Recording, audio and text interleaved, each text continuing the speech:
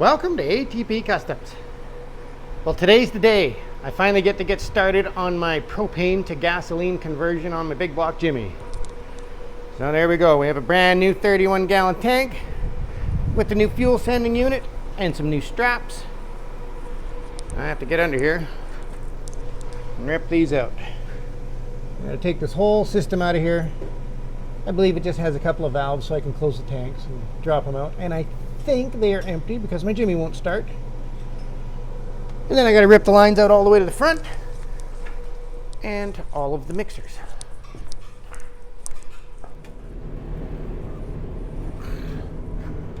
So then I have to rip off all of that along with all these hoses and the mixers and the lines all the way to the back, and then install. I'm using a mechanical fuel pump for now, so I'll have to install that on the side of the block for the carbon, have my friend Doug come and go crazy with it and tune it.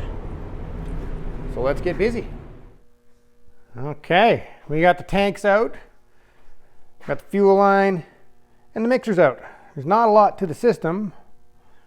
I did have a whole lot of fun with the tanks because they built brackets on each end of the tanks that weren't removable and welded in, and the bolts were kind of facing the wrong direction and the bolts wouldn't come out. So that was really fun. A lot of pry bars and a lot of cursing and swearing, but it's out, and now the fuel tank will be going back in.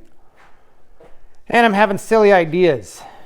I'm getting very silly ideas because I'm sick of looking at nitrous tanks laying around my shop, and two of them are half full. I have a nitrous plate, and since I'm putting on a carburetor, great time to put the nitrous plate on. I have never done nitrous. I really want nitrous in something. Sure would be fun in the Jimmy.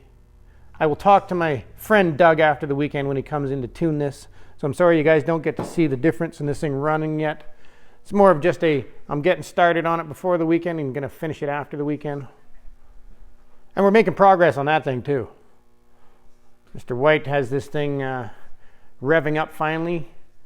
First it wouldn't idle, wouldn't rev up at all. Then it would idle, would rev up a little bit. Then it wouldn't rev past 3,000 RPM.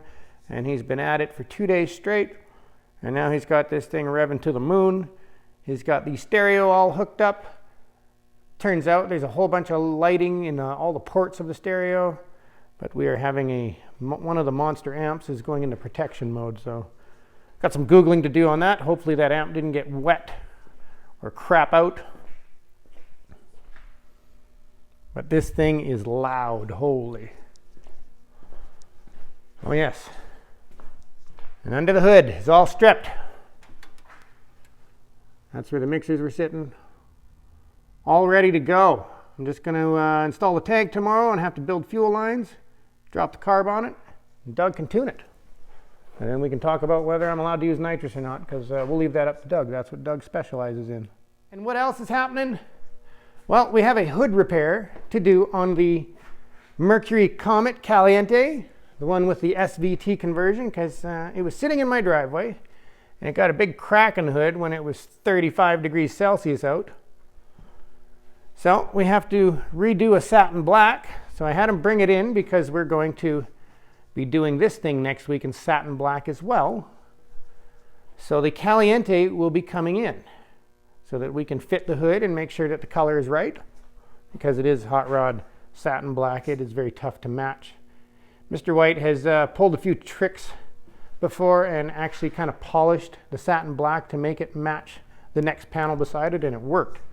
I've never seen anybody that could do that. We might have to do that next week. So that is what we are up to this week.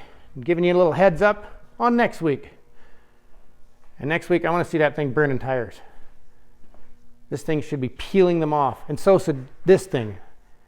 I don't know if you guys saw the video where I did a video on the stereo and the lighting in this thing, and I started the video out by doing a little burnout. Well, the emergency brake, or not the emergency brake, the rear disc brakes would not let me do a burnout. The brakes were just too good on this thing. I don't have line lock, and with the big tires, holy, they were grabbing traction. Problem I was having, I think, was not enough power. Well, maybe we can solve that after the weekend, because I want to see this thing light them up properly. With a big block, this thing should just bake those tires off. So that's the goal. That's what we're trying for. So You guys have a wonderful weekend. This is your Friday video. And thank you for watching. And I hope you subscribe.